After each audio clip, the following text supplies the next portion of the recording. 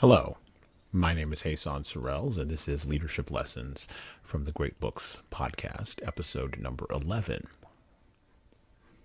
With my guest host today, a gentleman that you may know, Bruce Wayne.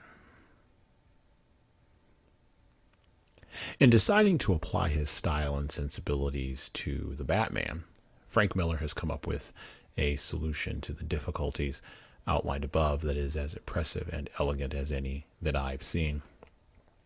More strikingly still, he has managed to do it while handling a character who, in the view of the wider public that exists beyond the relatively tiny confines of the comic audience, sums up more than any other the essential silliness of the comic book hero.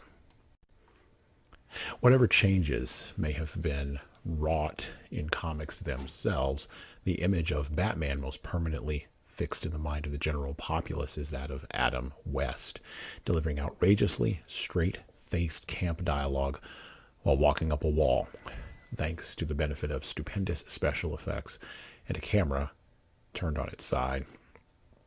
To lend such a subject credibility in the eyes of an audience not necessarily enamored of superheroes and their trappings is no inconsiderable feat, and it would perhaps be appropriate to look a little more closely here at what exactly it is that Miller has done. I hope Frank will forgive me for calling him Miller.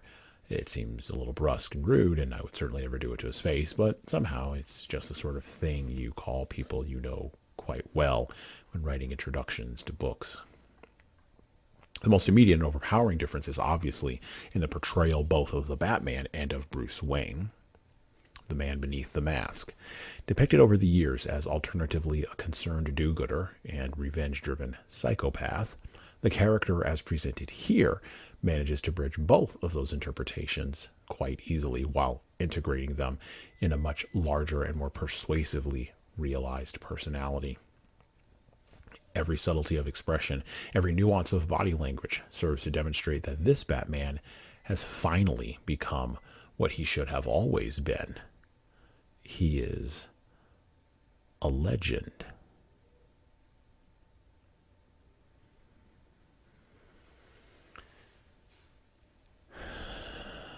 Do we really want to take this that seriously? Well, yes. Because nihilism always winds up eating its own children. In the age we live in now, 2022, many years after the 1986 publication of The Dark Knight Returns by Frank Miller, Klaus, Janson, and Lynn, Varley, a world of insights has opened up due to the acidic impact of the presence of the never-ending now, and leaders can look everywhere, even in low art, for insights into the psychology of how to lead, if they know how to tease those insights from the dross of almost everything else. The changes that Alan Moore, writer of Watchmen, which we will also cover in this podcast, mentioned in the open, have been rendered serious by audiences seeking the serious, or seeking to extend the serious out of the silly. The trappings of comic books and their sophisticated older siblings, graphic novels, blind us in the West to the power of narrative structures to get across subtle messages, intense critiques, and to even push narratives that one wouldn't believe would have serious traction. And this is the thing with The Dark Knight Returns. See, this book was written during a time when this idea of the Cold War, this idea of an existential crisis between East and West, was beginning to lose a bit of its luster. This book was written for an audience that had grown up on sophisticated entertainment fare and was looking at comics mostly as low art. Many years later, after the Marvel films and the infantilization of American audiences, the thing that has held on, the characterization that has resisted infantilization, is indeed Batman. Now, Bruce Wayne, or Batman, can be framed in a lot of different ways, particularly in our postmodern, progressive, socially justice-driven society and culture. He can be framed as a revenge-driven psychopath, as more mentioned in the open, or he can be framed as a progressive do-gooder. Christopher Nolan, by the way, tried that in the films. Being a progressive do-gooder or being a revenge-driven psychopath, which is kind of the direction that most of the comics are going in now, doesn't take away the essential significance, and it does nothing to dim the essential need for a Batman. It also doesn't eliminate the need for the essential understanding of what not only Batman, but all superheroes and costume vigilantes represent. Now, again, we'll explore this a little bit in Watchmen when we have our discussion there, Alan Moore's great book, but Frank Miller takes a little bit of a different turn with this. But first, we have to consider, what does it actually mean to be a costumed vigilante? And I quote, "In one sense, though, independent costumed crime fighters are by definition vigilantes. They take the law into their own hands. In the real world, this is generally regarded as, at best, problematic. For example, the British philosopher John Locke, 1632 to 1704, long ago persuasively argued that an important element of the defining conditions of civil society is that each of us gives up his right to private vengeance, delegating it to a legitimately formed government for the purposes of objective judgment and sentencing.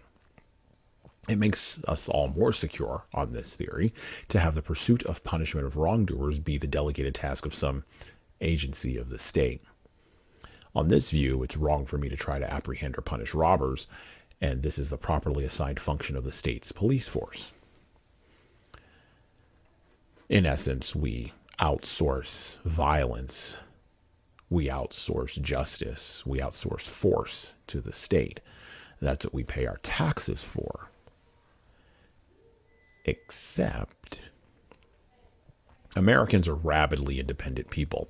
If you're listening to this in another country, like maybe India or Brazil or Bangladesh or Turkey or, I don't know, Japan or China or, well, even Canada, well, maybe not Canada, you may not realize, right, how rabidly independent Americans actually are.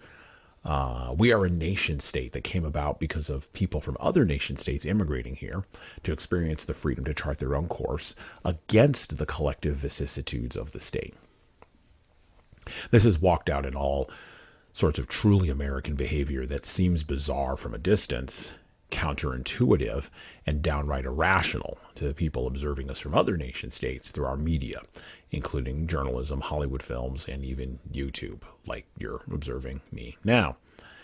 For instance, this is just the biggest one, the biggest critique against the United States, and it ties in well with the proper function of the state's police force, outsourcing vengeance, and of course, ideas of justice. So, in the United States of America, we are listed as one of the most heavily armed countries in the world, with around 6 million registered weapons and a whopping 300 million estimated unregistered ones. Think about that for just a minute. 6 million registered guns for around 348 million people, but then another 300 million that are unregistered, just sort of floating around in the ether. Now, that kind of statistic freaks people out who come from other cultures where gun laws are different, where the trust of the state is higher, and where the streak of independence or the rabidity towards independence may indeed be lower.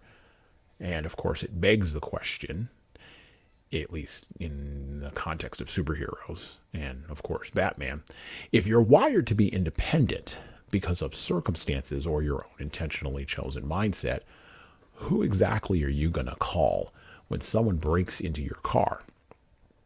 If you are one of those people with a weapon and or you live in a rural area on a massive continent. The myth of the West is more than just manifest destiny and Caucasian people imposing their will on unwilling natives, blacks, women, and everyone else in their path. It's way more complicated than that, and the complication exists most sharply in the story of Bruce Wayne, a man whose parents were gunned down in street violence, and yet he is wealthy, he is socially progressive, and he's highly traumatized. The other dynamic that gets lost in the movies, the television shows, and the endless digital ink spilled about Bruce Wayne and what he really gets up to at night is the fact that over the last 50 years or so, the guardrails of the state of the United States that used to be maintained and put up and polished by the elite leaders in media, politics, and culture have gradually moved so far away from regular people that they now appear to be out in the hinterlands somewhere. Bruce Wayne's frustration with this movement is not only reflected in how he deals with criminals in The Dark Knight Returns, but also in how the media as a driver for social norming and guardrail splitting is portrayed in the story. Equally parts feckless, dismissive, domineering, intellectually obtuse, and ever trying to know the truth and never really gaining any wisdom, eventually the opinionated, inexpert, blow-dried talking head journalist in The Dark Knight Returns gets taken out by a villain with laughing gas. And, if you are watching this on the video, you're going to get to see it. If you're listening to this on the podcast, I'd recommend you go check out The Dark Knight Returns. Oh, by the way, the laughing gas is located in dolls. Okay.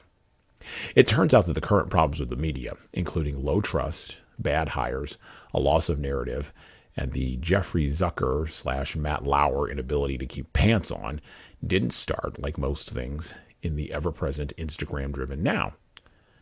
Nope. All of that goes back to the 1980s. And I quote from Superheroes and Philosophy.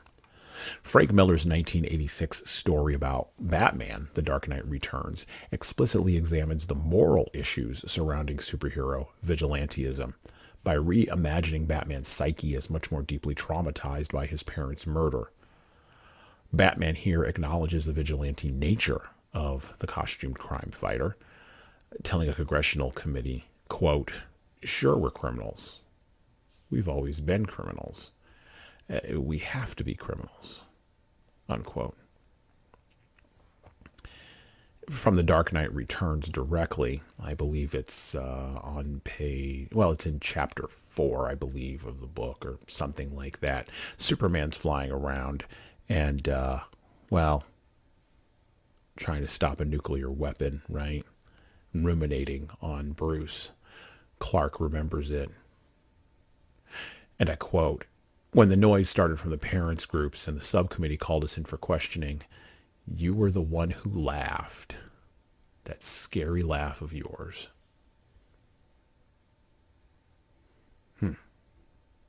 Of course Batman laughed. Of course he did. Because he knew the truth that the polite people who outsource their safety to the state don't understand, and maybe sometimes even fail to publicly acknowledge. He understood that if you want to get something done, sometimes you have to do it yourself. But he also understood, and leaders should pay attention to this, that sometimes if you outsource too much, if you delegate too much away, you wind up being a slave, or at the very minimum a servant, of the very thing to which you have delegated. This is a challenge for leaders. It's a challenge for superheroes. It's a challenge for the balance between too much justice and too little justice. The balance between too much outsourcing and too much taking it into your own hands. And of course he laughed, because the irony here is that if you're going to take it into your own hands, you have to become the very thing that you have outsourced away. You have to become a criminal. From The Dark Knight Returns, early in the book, Bruce Wayne and Jim Gordon are having a drink, and Bruce Wayne thinks or narrates As we part, Jim squeezes my shoulder and grins. You just need a woman, he says. And then he's walking down the street, while in my gut the creature writhes and snarls and tells me what I need. I leave my car in the lot. I can't stand to be inside anything right now. I walk the streets of this city I'm learning to hate, the city that's given up, like the whole world seems to have. I'm a zombie, a flying Dutchman, a dead man, 10 years dead.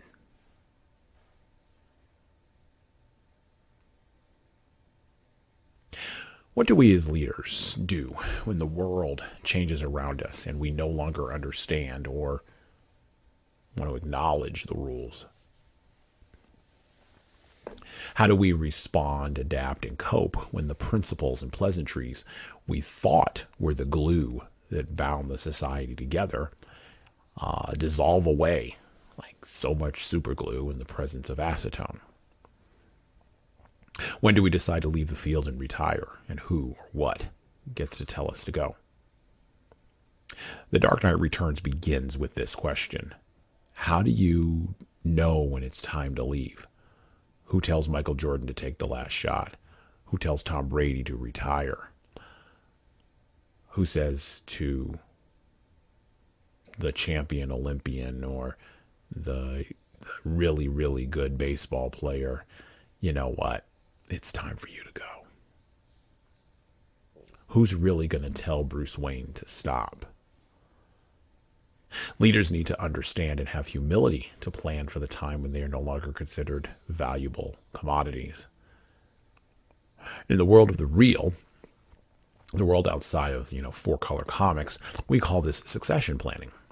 However, the reality is that if a leader perceives him or herself as the linchpin without which nothing can happen, then ego always eats the plan.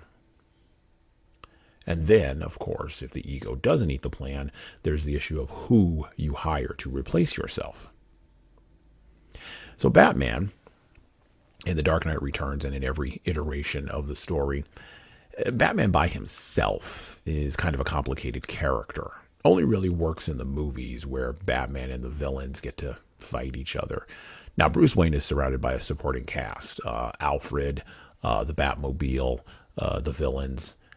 But the one piece of his supporting cast that has resisted film is the one that is the most troubling. And it is the boys, or in the case of The Dark Knight Returns, the girl. Robin is a troubling character for most films because, well, quite frankly, it's really hard to set up succession for a superhero with a child. Who do you hire to replace yourself? Bruce initially hired, in the comics anyway, he initially hired Jason Todd. Now, Jason Todd was an impulsive and revenge-driven young man whose parents were killed by drugs and a disfigured former district attorney.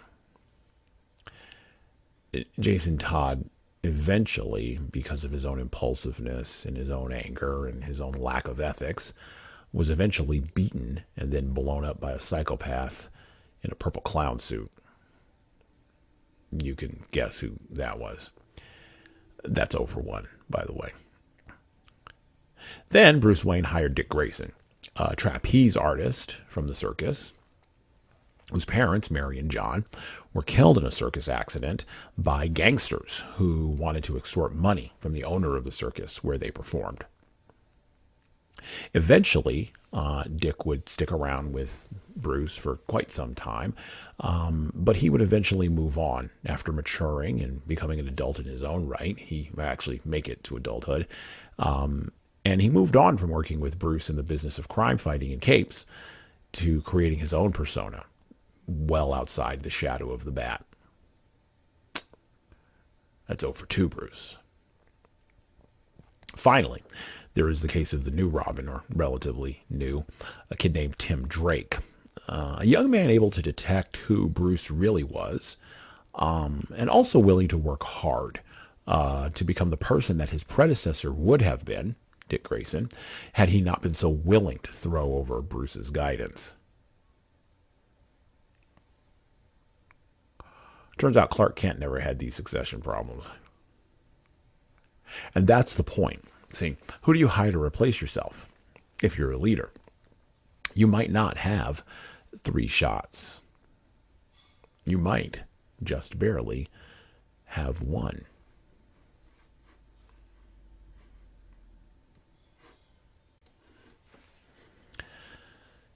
From The Dark Knight Returns, you sold us out, Clark. You gave them the power that should have been ours, just like your parents taught you to. My parents taught me a different lesson. Lying on this street, shaking in deep shock, dying for no reason at all. They showed me that the world only makes sense when you force it to.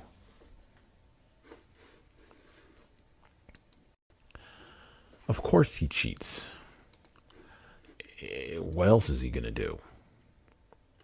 One of the things that's always interesting about Batman versus Superman, about the fights that Batman gets into and the battles that he has with other superheroes, the engagement and the arguments that comic book fans have with each other, and leaders should pay attention to this, is the idea, and it is one of the biggest knocks against Batman's character, and increasingly against Bruce Wayne the Man, is that he cheats to fight because he's not Superman or Wonder Woman or the Green Lantern. So, okay, let me go through this again for all the movie viewers who have been hanging out in the back for about the last 15 years. The main driver for Bruce, and you have to understand this, and we saw it in that clip there, the main driver for Bruce is his iron will. Of course, that and overwhelming narcissism and existential dread. But enough with the Nietzschean references. Look, the thing that drives Bruce, the thing that allows him to go toe-to-toe with Superman, the thing that allows him to wonder what he would do with Green Lantern's ring and lust for it in his heart, the thing that attracts him to Wonder Woman, even though eventually she goes off with Superman, the thing that drives Bruce is his iron will. And leaders should pay attention to this, because the will to do what the other guy won't, the will to cheat, the will to survive, the will to go in a different direction, perhaps potentially ethically or morally, is something that is often twisted by leaders. The will to win and the will to survive, the will to do what other people won't, of course, leads to the breaking of rules. It leads to a dichotomy that leaders will have to figure out the thread of and figure out which way they're going to walk. Sometimes the will to do what somebody else won't is the will to not do what somebody else will do. Think about that for a second. That iron thing, that thing that's inside of Bruce that drives him, also gives him his persistence and his perseverance. It gives him his indomitable spirit. And it is also the thing that inspires dread, not only in criminals, but implies and inspires dread even in his friends. This is why Batman as a character has no friends. He walks alone. And at the end of the movies, once again for the movie viewers in the back, when particularly the first one, or maybe it was the second Dark Knight movie by Christopher Nolan, Commissioner Gordon says to Batman, "We never said thank you." And Batman, played by Christian Bale, responds by saying, and this is exactly what Batman would say, "And you'll never have to." Leaders, what are you driven by? Are you driven by your iron will? Are you driven by persistence? Are you driven by being right? Are you driven by might? Are you driven by a desire and lust for power? Or are you just driven by the money? What is the thing inside of your tank? Are you driven by avoiding blame and taking credit? Or are you driven by taking credit and avoiding blame? Which one are you driven by? What is the gas in your tank? Where does that come from? What happens when all the chips are down? Your followers want to know what you're driven by, but they want to know even more the story of what you're driven by. This is part of the amazing impact in popular culture that, quite frankly, comic books have had, particularly in the last, I would say, 50 years of our American culture. Comic books have had an outsized impact on a lot of different areas, warping film, warping entertainment, even warping Hollywood, right? Now, for some, this is disturbing, those of us who like more adult-oriented fare, because the ridiculousness of all those capes and masks strikes us as being so absurd as to be not even worth contemplating seriously. However, when we can find lessons inside of the absurdity, now we raise up the thing that is absurd from the area of being just weird and able to be ignored to, well, being something else that might have value. Is this a sign that we live in? Is this a sign that we live in an unserious culture? Well, perhaps. Is this a sign that we're in a culture of decline? Well, perhaps too. Maybe there's an argument that can be made there. Alan Moore did an interview a few years ago, and I want to quote from that as we think about this, as we turn the corner on talking about The Dark Knight Returns, as we begin to talk about the impact of Bruce Wayne on popular culture, but also on Bruce Wayne as the head of Wayne Corp and how he actually leads. From Alan Moore, and I quote, "I think the impact of superheroes on popular culture is both tremendously embarrassing and not a little worrying. Mass market superhero movies seem to be abetting an audience who do not wish to relinquish their grip on A, their relatively reassuring childhoods, or B, the relatively reassuring 20th century. I think that a good argument can be made for D.W. Griffith's Birth of a Nation as one of the first American superhero movies, and the point of origin for all of those capes and masks." As we turn the corner here, let's talk about Alan Moore's assertion about the point of origin for all those capes and masks. For those of us who remember, or those of us who don't, who are film files, or maybe who aren't, D.W. Griffith's Birth of a Nation, released back in the early part of the last century, featured a story about Ku Klux Klansmen saving Southern white women from black degenerates. You know, folks hopped up on the Coca-Cola that had cocaine in it. Alan makes a couple of different assertions here that I think we have to examine in light of The Dark Knight Returns, but also in light of real lived leadership. The first assertion he makes is that the impact of superheroes on popular culture is both tremendously embarrassing and not a little worrying. Why is it embarrassing? Is it embarrassing because through what Frank Miller has done and Alan Moore did, is it because comic books and because of superheroes that we have raised up things that were once low art, that were once forgotten? Or is it tremendously embarrassing and not a little worrying because these things, as they so often do, have migrated to the mass market? Marvel movies, DC movies, franchise tentpole films that make billions and billions of dollars.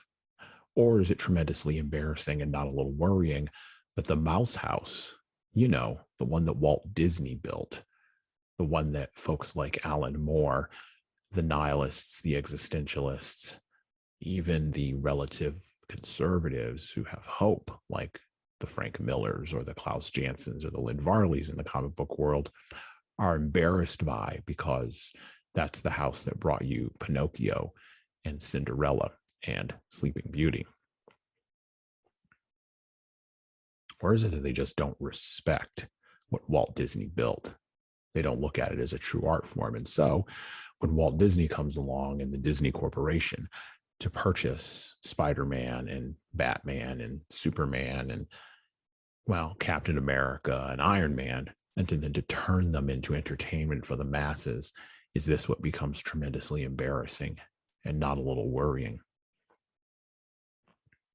The other assertion that Alan Moore makes here is that the movies seem to be abetting an audience that do not wish to relinquish their grip on A, their relatively reassuring childhoods, or B, the relatively reassuring 20th century. To folks like Moore and to leaders who think like him, I would give this riposte. Why shouldn't we give up a relatively reassuring 20th century? Why should we be eager to return to history?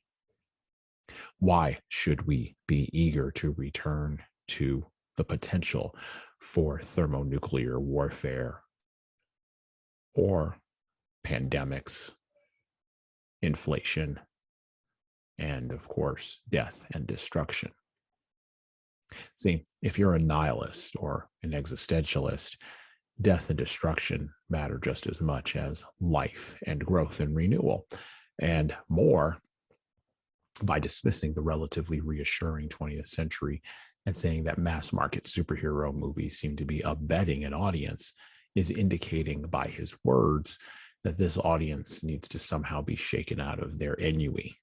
They need to join the team. They need to get on board, get masked and vaxxed, and get with the program.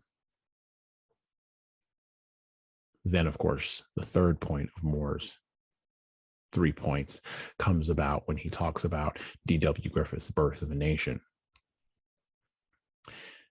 This is interesting, coming from a gentleman who comes from a country that's part of a continent, Europe, that engaged in geopolitical colonialism for much of the previous 500 years to the 21st century, and continues its machinations even at a much smaller and less impactful form in places like Africa, parts of Asia, and of course, South America. I'm not going to take that kind of critique, and neither should you, from a good old-fashioned colonialist like Alan Moore. So where are we at here when we come to capes and masks, when we come to how people hide their identity in order to do things that maybe they don't want to be spotted doing? What do we do with vigilantism at the end? Well, in The Dark Knight Returns, if you read to the end of the book, which I would recommend you do, Batman basically dies and then is resurrected by his ward, Carrie Kelly. Fourth time's a charm, turns out, with a female Robin, and begins to build an army. But not an army of people who previously believed in him, but an army of the future, an army of people who have heard of his legend and who want to be part of the story, an army of people driven not by social media, but driven by social action and social change. See, the weird thing about The Dark Knight Returns is that that social do-gooder comes back out again, because what he begins to realize is that at the end of the day, a man can be killed, but a symbol lasts forever. And symbology, just like mythology, drives all kinds of things that the cynical people dismiss as being irrelevant. Leaders need to recognize that symbology is extremely powerful. Symbols mean things. Symbols align with other factors. This is why Superman wears an S on his chest. This is why Batman wears the bat logo on his chest, particularly surrounded by bright yellow against a gray and black backdrop.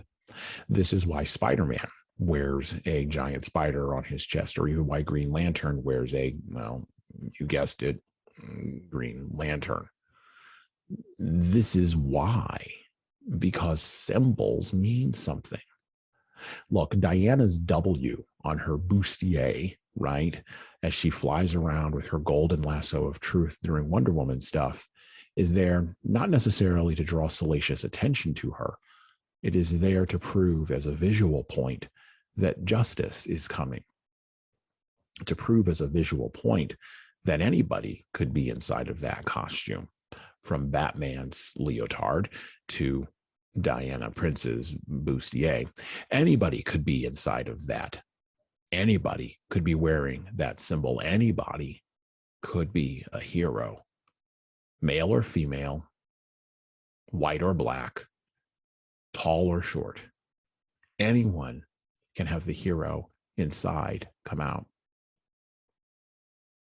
This is a very American-centric way of looking at leadership, and not one that is easy to define. One of the interesting things about the 21st century is not that we are having a return to the 20th century. Instead, what we are having a return to is very old human behaviors wrapped up in new clothes. Not necessarily new symbols, just wrapped up in new clothes. The same old promises of freedom, of security, of peace, but now being brought to you by the titans of Facebook and Google and Instagram. You won't get freedom and you won't get safety. What you'll get is the Google symbol. What you'll get is the Facebook symbol. What you'll get is the Instagram symbol. But behind that symbol lies something far, far more murky and far more dangerous than the relatively reassuring 20th century. And then even behind that are behavioral algorithms, like we talked about last month, that challenge our conception of what it means to be human, what it means to be rational, and what it means to be effective. In The Dark Knight Returns, Bruce Wayne at the end provides a counterpoint to all of this. He says that yes, the individual can stand up against the state. Yes, the individual has a need, has a desire, has even, I would dare say, a responsibility to stand up against the state. When he's beating Clark Kent, he tells Clark that, of course, his parents taught him a different lesson. But he starts off by critiquing Clark and saying that Clark would always serve a badge or a flag. Superman stands as a symbol of state power, as an alternative to Batman, which stands as an example of individual power. The individual is paramount in the West and has been for the last 500 years because, well, quite frankly, a lot of people spent a lot of blood in a lot of mud over the course of the last 2,500 years, asserting that the individual has power against the state. But the state, in all of its corporatized, bureaucratized, and anesthetized forms, keeps right on fighting back. This is the struggle for leaders. Are you going to be part of the bureaucratic system, or are you going to be an individual? Are you going to stand up for the individual at all levels, from the womb to the tomb? Or are you going to stand up for the power of the collective, the ability of bigger to be better, the ability of the big to dominate the small? As we go into next month on this podcast, we're going to be talking about the Russians. And I don't specifically mean the current Russians. We're going to be talking about old Russians, Dostoevsky and Tolstoy, Solzhenitsyn and Chekhov. The reason why this is important to discuss is because even in Watchmen, the geopolitical dynamics of Russia versus the United States showed up. And of course, in 1986, as The Dark Knight Returns, these dynamics were at play underneath Frank Miller's writing, even though they are not directly addressed, except, of course, when there's a thermonuclear weapon that goes off. It turns out that Superman is indeed an American and not Russian, Otherwise, all the people in Frank Miller's book would be dead. Russia and the United States, twin poles, the collective versus the individual, totalitarianism versus, well, freedom. Leaders have to choose. You have to make a decision. You have to decide which side of the aisle you are on. And even in your own organization and in your own culture, what kind of leader are you going to be? So when you read the Russian writers, it is no irony here. There's no irony here when we read the Russian writers. As a matter of fact, one of the things that jumps out from the Russian writers, from all of them, is their desire to explore this idea of the individual trapped inside of a collective state, where that collective state presses inexorably down upon them, as it does in books like Milan Kundera's The Unbearable Lightness of Being. Go back and listen to that podcast. And as it does press down on the individual, moral decay kicks in, and people lose their way, they lose their meaning, and they lose their purpose. All of which is reflected, but then redeemed at the end by Frank Miller, Klaus Janson, and Lynn Varley in The Dark Knight Returns.